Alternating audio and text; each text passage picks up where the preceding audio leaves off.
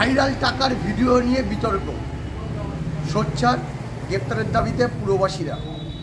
রাজ্যে পালাবদলের পরে উত্তর 24 পরগনার বসিরহাট পৌরসভার 4 নম্বর ওয়ার্ডের তৃণমূলের কাউন্সিলর কৌশিক দত্ত ও রাজ্য কমিটি আইএনটিটির সম্পাদক তিনি বাইরে রয়েছেন। সেখান থেকে তার আর দেখা মিলছে না। আর তার বিরুদ্ধে এলাকার মানুষ সোচ্চার হয়েছেন। ইতিমধ্যে তার বিরুদ্ধে যে অভিযোগ উঠেছে, আবাস যোজনার ঘর পাইয়ে দেওয়ার নাম করে তিনি লক্ষ লক্ষ টাকা নিয়েছেন সাধারণ উপভোক্তাদের কাছ থেকে, এবং সেই ভিডিও ভাইরাল হয়েছে সম্প্রতিকালে। দেখা যাচ্ছে তিনি একটি ঘরের মধ্যে আবাস যোজনার ঘর পাইয়ে দেওয়ার নাম করে প্রায় 50,000 টাকা এক উপভোক্তার কাছ থেকে নিচ্ছেন। এই নিয়ে রীতিমতো রাজনৈতিক চাঞ্চল্য ছড়িয়েছে বসিরহাট জুড়ে। ইতিমধ্যে গ্রেপ্তারের দাবি জানিয়েছেন সাধারণ পুর নাগরিকরা। এর আগেই তার বিরুদ্ধে বসিরহাট থানায় লিখিত অভিযোগ করেছেন 7 নম্বর ওয়ার্ডের উপভোক্তারা, অর্থাৎ যারা আবাস যোজনা ঘরের জন্য তার কাছে টাকা দিয়েছিল এবং সেই কাটমানি দেওয়ার অভিযোগের ভিত্তিতে। কিন্তু এই ভাইরাল ভিডিও সত্যতা যাচাই করেনি কলকাতা টিভি।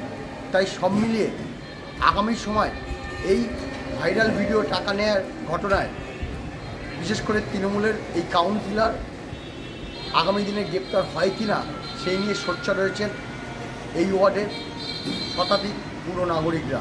তাই সব মিলিয়ে নতুন করে রাজনৈতিক বিতর্ক তৈরি হয়েছে এই ভাইরাল ভিডিওর টাকা নেওয়াকে কেন্দ্র করে। বসিরহাট থেকে সঞ্জিত চক্রবর্তী, কলকাতা টিভি। বললো তো নতুন ঘর আসবে দাদা, একটা কথা বলি, এত ঘর আসবে নিয়ে উঠতে পারবেন আমার এলাকায় ঘরে। চিন্তা করিনি আমি আমাকে আরো অন্যান্য ইয়াকুব টিয়াকুব বলে দাদা ঘর লাগলে আমাদের ঘর দিয়ে দেবো তোমাদের, আমাদের অত ঘর লাগবে। আমার জামাই, বড় জামাই। ও আচ্ছা, এরা তো নাতি, মানে ছেলে বিয়ের বয়স। জানি ও শিক্ষিত ছিল। আমার আরেকটা নাতি ছেলে বিয়ে পাস আর পড়তে কলেজে। তাপস মন্ডলটা কে থাকে? ওই আমার বাড়ির পাশে, ওই একসাথে যাওয়া সব। এই তাহলে আমি চলে যাচ্ছি। হ্যাঁ, এসো।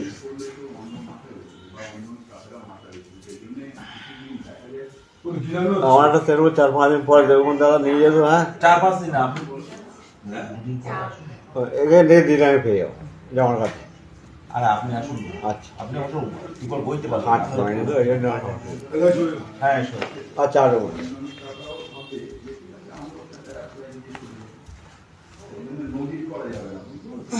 যাও তাহলে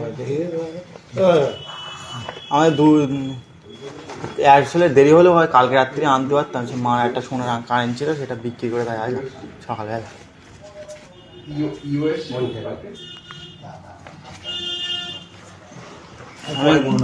মনে নেন নাই? ঠিক আছে, দিদি, আজকে আপনারা থানায় কি করতে এসেছেন? আমাদের যে টাকাটা নিয়ে কৌশিক দাদা কাউন্সিলর, 7 নম্বর ওয়ার্ডের কাউন্সিলর, যে টাকাটা নিয়ে পালিয়েছে তার জন্য আমরা এসেছি। কি জন্য টাকা নিয়েছিল? আমাদের সরকারি ঘর দেবে বলেছিল। হ্যাঁ, দিয়েছে। সরকারি ঘর দিয়েছে। হ্যাঁ, দ্বিতীয় লটের টাকা ঢুকেছে 1 লাখ টাকা। হ্যাঁ। সে টাকা কৌশিক আর 2 বছর ধরে নিয়ে চলে গেছে। কত কৌশিকের হাতে দোয়া আছে, আজ দেবো, আজ করে দেবো, কাল মিস্ত্রি পাঠাবো, কালকে ঘর পাঠাবো, এসব ঘুম ভাঙ দিয়ে টাকাটা নিয়ে চলে গেছে। কত টাকা? 1 লাখ টাকা। ও কত নম্বর ওয়ার্ডের কাউন্সিলর? 7 নম্বর ওয়ার্ডের কাউন্সিলর। তা আপনারা কি থানায় এসেছেন? হ্যাঁ, কি করতে? অভিযোগ করতে। আচ্ছা, অভিযোগ করেছেন? হ্যাঁ, করেছি। আচ্ছা, আপনার নাম? আমার নাম পূজা মণ্ডল।